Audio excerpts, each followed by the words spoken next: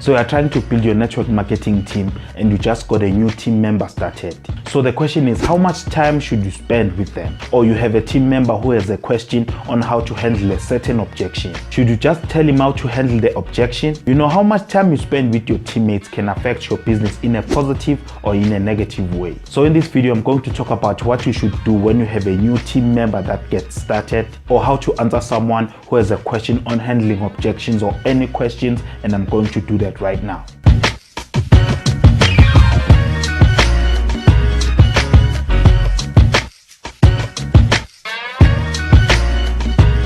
Hey there, what is going on? And welcome to another quick tip video. If you want to learn how to grow your network marketing business or anything else that's related to network marketing, make sure you hit that subscribe button so that you can get notified when a new video is published. Or if you are on mobile, you can just use the link on the video description below to subscribe. Okay, so let's say you recruit a new team member and he needs to know how to build the business. How much time should you actually spend with him, answering questions and showing him how to get started? Well, remember that everything you do will be duplicated, especially the things that you do wrong. Anyway, when you get a new team member started, you should spend your time pointing them to the information that they need. In other words, your network marketing company or upline or your team should have a fast start training, or at least some videos that shows the new person exactly what to do and how to get started.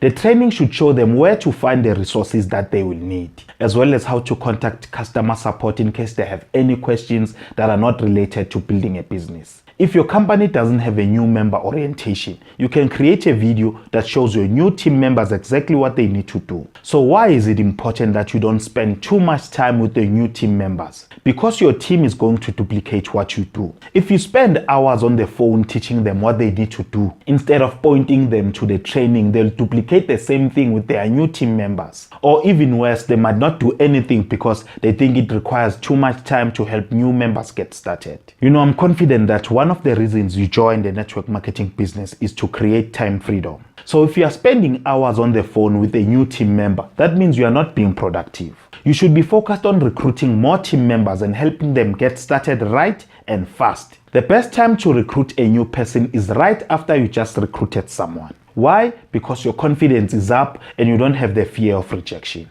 Now, what do you do if your team member has a question on building the business? For an example, let's say they have a question on how to handle a certain objection, or they want to know how to get more leads. Should you just give them the answer? Absolutely not. You should do one of the two things. Point them to a training on recruiting that answers the question, or get off the phone and do a video answering questions and then give it to them so that they can listen to it as many times as they need to. And encourage them to share the video if someone else asks the same question. If you follow these team building tips, you'll notice that you'll be a lot more productive with your business, and so will your team. That's it for today. Thank you for watching, and remember to subscribe to my channel so that you can get notified when a new video is published. And I will see you on the next one.